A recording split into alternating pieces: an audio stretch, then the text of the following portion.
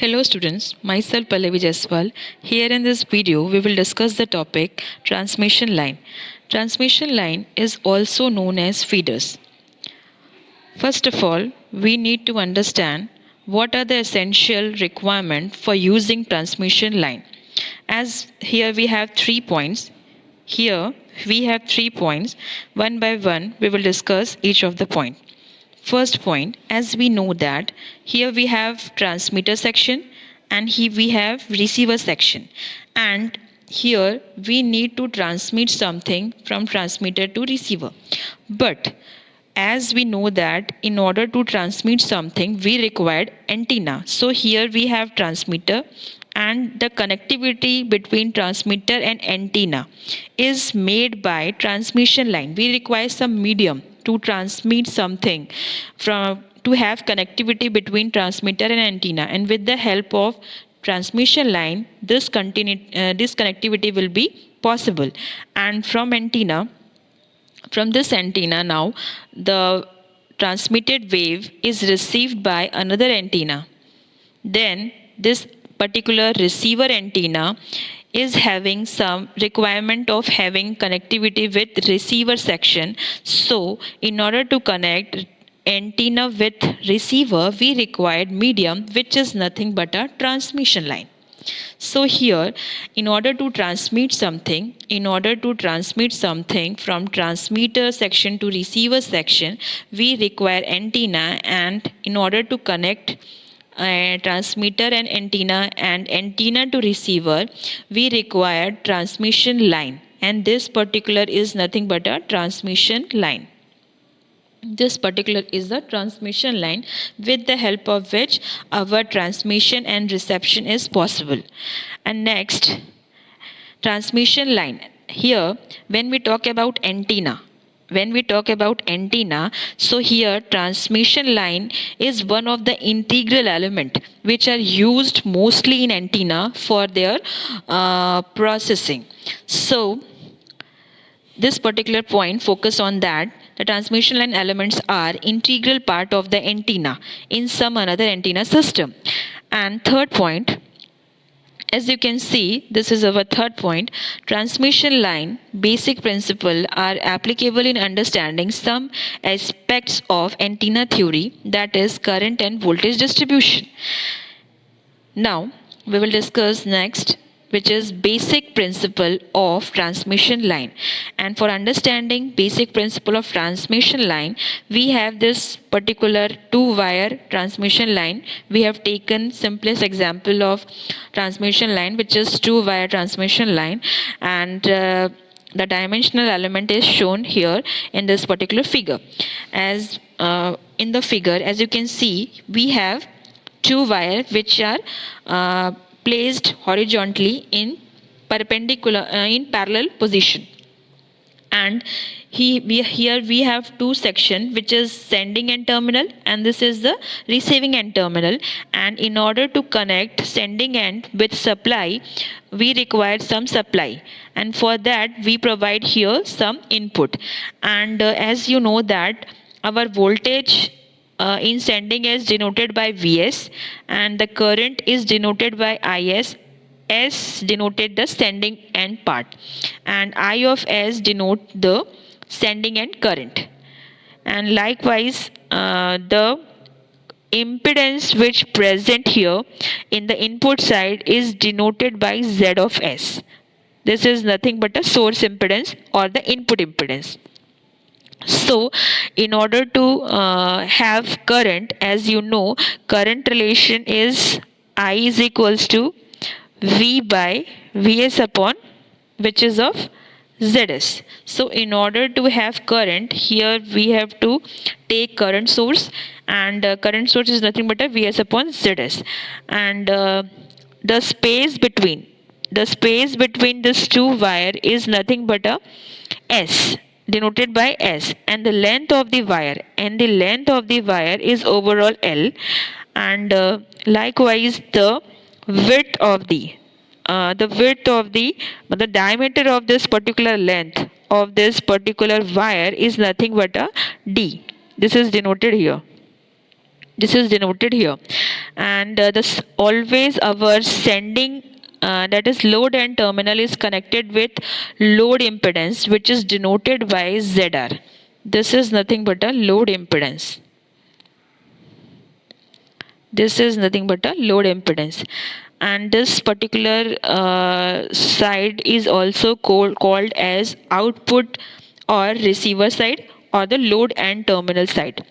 We call it as all this particular name. Now we will understand the basic principle of transmission line. First of all, we need to understand the definition of transmission line. So, as you know that transmission line is nothing but a way of convey electrical signal or power between 2 points separated appreciably in distance. That means if you want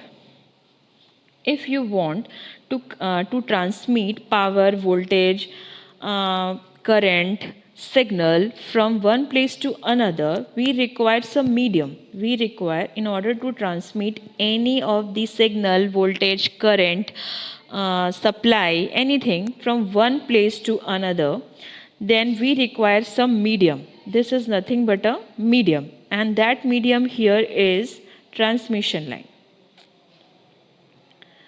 And that medium here is transmission line. And this is the definition. Transmission line are a means to convey electrical signal or power between 2 points separated appreciably in distance. That means if you want to transmit one thing from another one place to another place, then we need to have some connectivity in between these two places. So this particular connectivity is given by transmission line. And the simplest example, a specific example is given here, which is a specific example of linear passive 4-terminal network or a linear passive 2-port network of circuit theory. This is nothing but a similar examples which is like of transmission line. The 2-port network we already studied in network theory. Likewise, linear passive 4-terminal network, which are similar to the transmission line. Some properties are different, but somehow both are similar. As we already seen, the simplest example, which is this particular figure, which is the 2-wire balanced transmission line and its dimensional elements, which already shown here. This is nothing but a transmission line example. And this particular figure shows the electrical elements of the transmission line, which actually used while solving for any electrical circuit. As you can see, this is nothing but a sending end, this is nothing but a receiving end, and somehow here we provide some supply. We provide some supply here, and as you know that this particular section we provide supply, and here this particular section denote the this particular section denote the voltage Vs because of the sending end, and this particular denote the source current, which is denoted by I of S. Likewise, because we are calculating the overall length is large, maybe the overall length is large, somehow we require to calculate voltage at this point. So we took a simple distance of x in entire length of the transmission line, and we want to calculate here the supply voltage and the current. So we have taken here at a distance of x, our voltage is Vx and our current is I of x. Likewise, at the receiving end, always we terminated the load end with load impedance, which is denoted by ZR, and in this way our circuit is implemented in transmission line theory as well. Now we will discuss next equivalent circuit representation of transmission line. The transmission line having a equivalent representation, equivalent circuit representation, which we understand in this topic. As we already studied the two-port network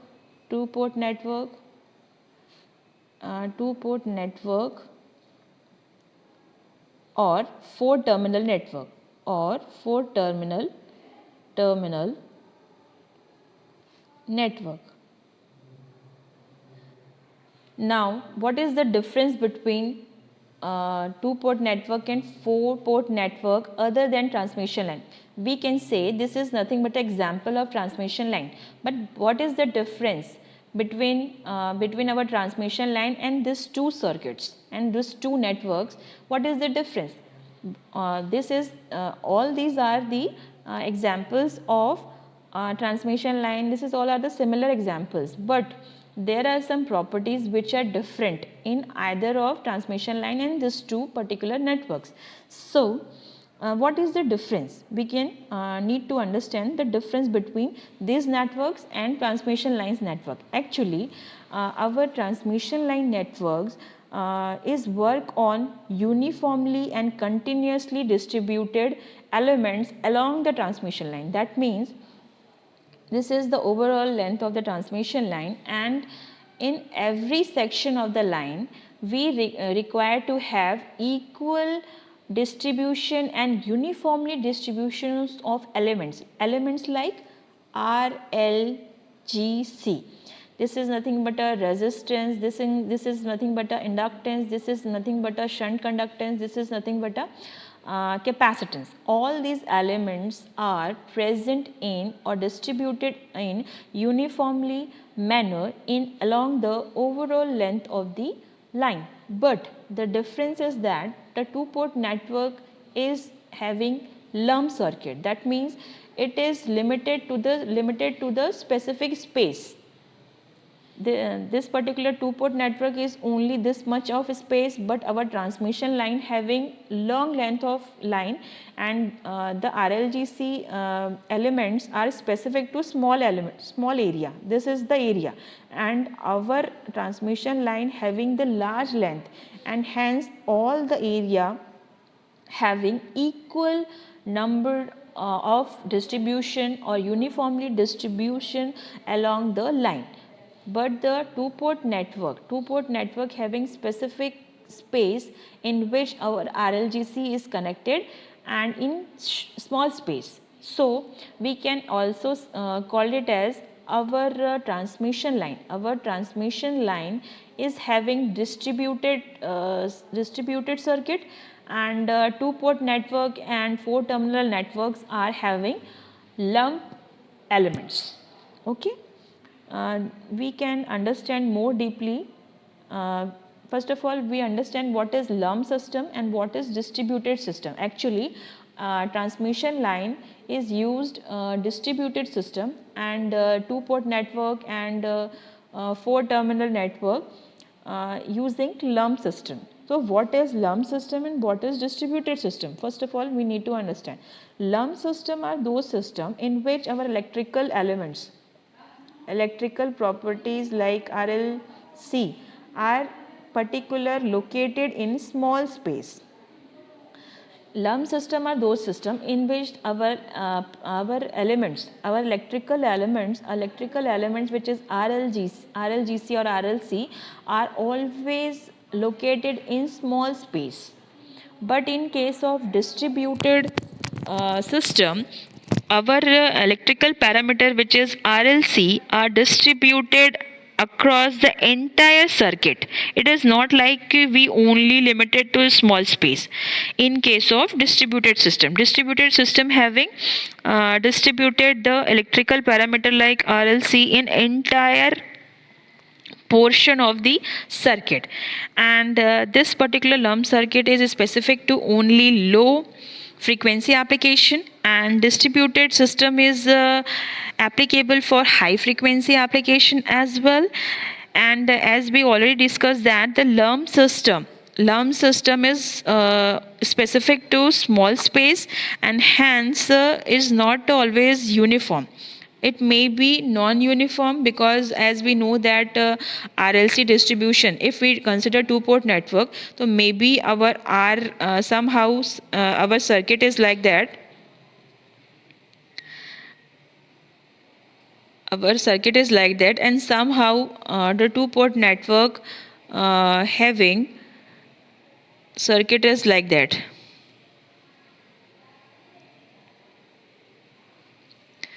So both the circuit are two-port network, because there is sending and there is receiving and there is sending and there is receiving end. But the distribution of the elements, here there is a capacitance, here in parallel resistance, here there is resistance, there is resistance, there is resistance, there is capacitance. Hence, both the distribution of the elements are different in both the cases in two-port network. But in case of distributed system, if our resistance is placed like this, then and conductance is placed like this, then resistance and conductance is always present like this only. This is known as uniform distribution of the element. So obviously distributed element are uniformly and continuously distributed along the entire line. Now we will understand the elements which present in our transmission line. As we know that conductors are present in our transmission line. Conductors are present, and as we know that conductors is having some length or diameter, and depending upon, because length and diameter are present due to in conductors. Obviously conductors having length and having some diameter, and due to which it must have resistance and inductance term, because both are related to the length and diameter. So this particular conductor which is resistance and inductance elements are present because the conductor having length and diameter. Now next particular, as you know that transmission line must be, if we have two transmission line, two wire, and which are very close to each other, then we need to have capacitance between them in order to avoid some noise or obstacle between two wire. We need to have one capacitance between that two wire. So we need to have capacitance in between two wire. Therefore there will be a capacitance between them.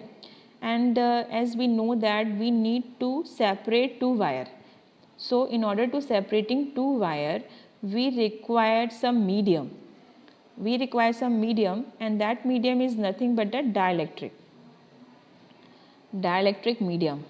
Obviously dielectric medium having zero conductivity, it is like a inductor. Obviously dielectric elements we need to present in between these two wire. But as we know that our whatever be the dielectric used is not always provide perfect insulation. It is always having some leakage current. Obviously whatever be the dielectric used, it is not like it provide always a perfect insulation. So hence some of the current must be leak out from it. So this particular leakage of current, whatever be the leakage of current, it must be controlled by some element. So here we used shunt conductance, which is G. Shunt conductance, this particular element is used to control the leakage of current through this particular transmission line.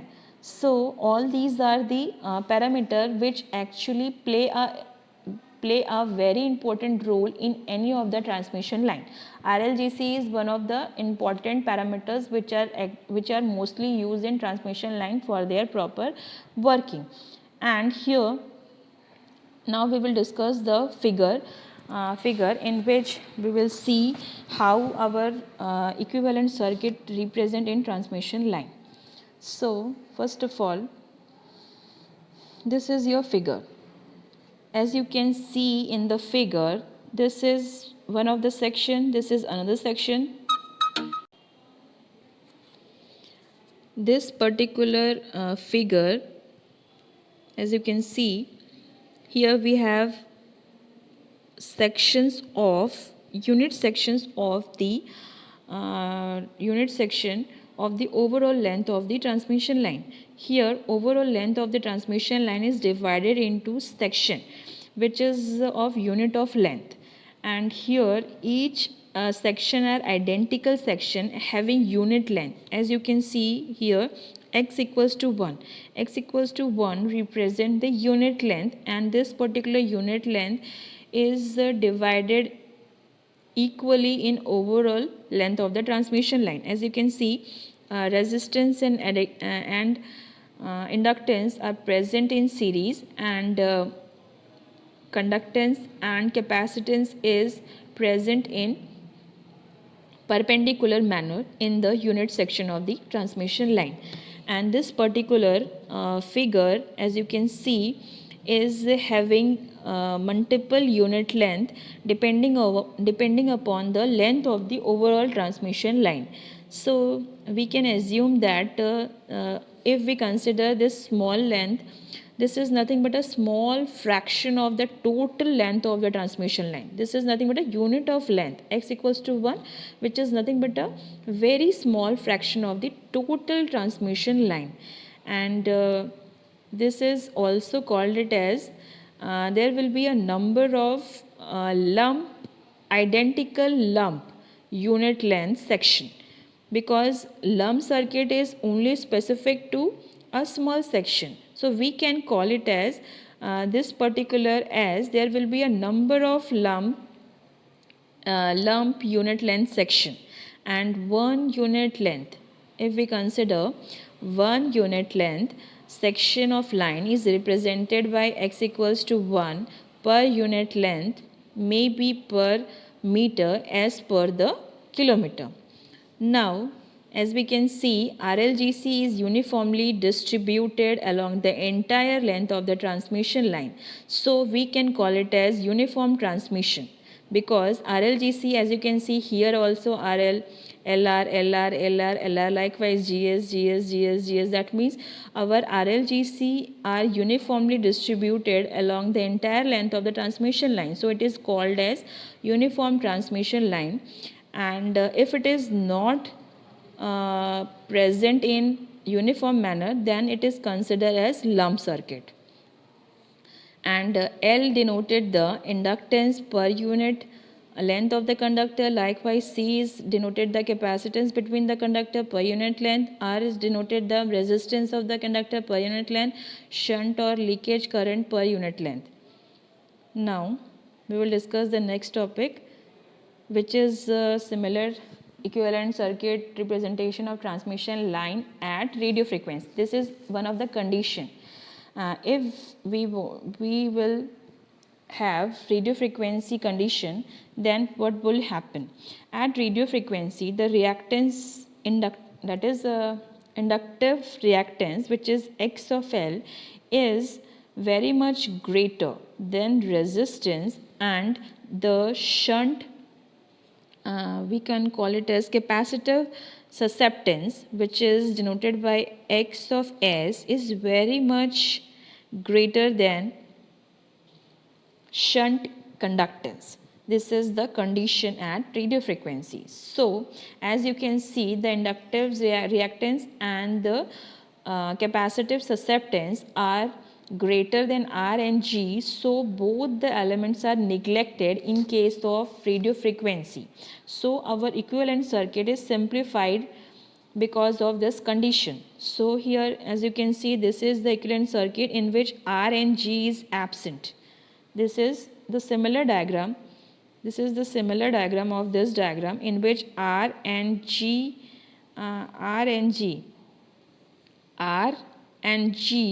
is replaced and remaining circuit is similar. This is the circuit. When we discuss this topic at radio frequency, then we need to have this figure only. Now, some important point is shown here, which is this.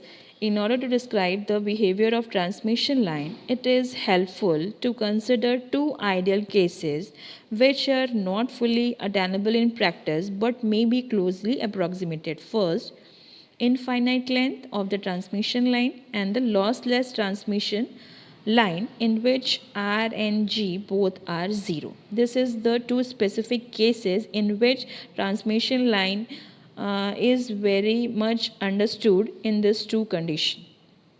We will discuss this topic in coming videos. Next, primary constant of a transmission line. Here we have R, L, G, C. These four parameters are considered as primary constant. One by one, we will discuss the definition of all these parameters. Here, resistance is denoted by R, is defined as loop resistance per unit length of the line. It is sum of resistance of both the wire for unit line length. Its unit is ohm per kilometer. Next, inductance, which is denoted by L, is defined as loop inductance per unit length of the line. It is sum of inductance of both the wire for unit length line. Its unit is Henry. Henry per kilometer. Next, conductance. Conductance is denoted by capital G, is defined as shunt conductance between the two conductors per unit length of the line. As you know that in between two transmission line we provide conductance to avoid the leakage of current. So here the conductance having the unit mho per kilometer. As you know that resistance is inversely proportional to the conductance. Resistance is inversely proportional to the conductance. Now, capacitance. Capacitance is denoted by capital C. This is nothing but a shunt capacitance between the two conductor per unit length of the line, and the unit of capacitance is farad per kilometer. As here noted the point, RLGC is referred to as primary constant, but all these elements are vary with frequency. However, for transmission line, they are assumed to be constant always. Here we have some equations depending upon this equivalent circuit. As you can see, resistance and inductance are present in series, and shunt conductance and capacitance is present in parallel manner. So this is called it as this. Here we can call it as this particular is series impedance, and this is nothing but a shunt admittance. So here we have two formula. As you can see here, this is the formula, which is Z is equals to R plus J omega L. Z is nothing but a series impedance. And here, because all the R and L obviously always represent inductance in reactance form. So here this is the reactance form. Actually this is nothing but a S of L, and in general way we can derive as J omega of L. That's why we can write R plus J omega L. So this is called it as series impedance because both these elements are present in series way. And next is shunt admittance. Shunt admittance, which is denoted by Y, equals to G plus J omega C. Here this particular two elements are present in perpendicular manner, hence we call it as shunt admittance. And because both the elements are present, so we took Y equals to G plus J omega C. We need to remember both this formula for solving our impedance or admittance in the numerical portion. Z equals to R plus J omega L and Y equals to G plus J omega C.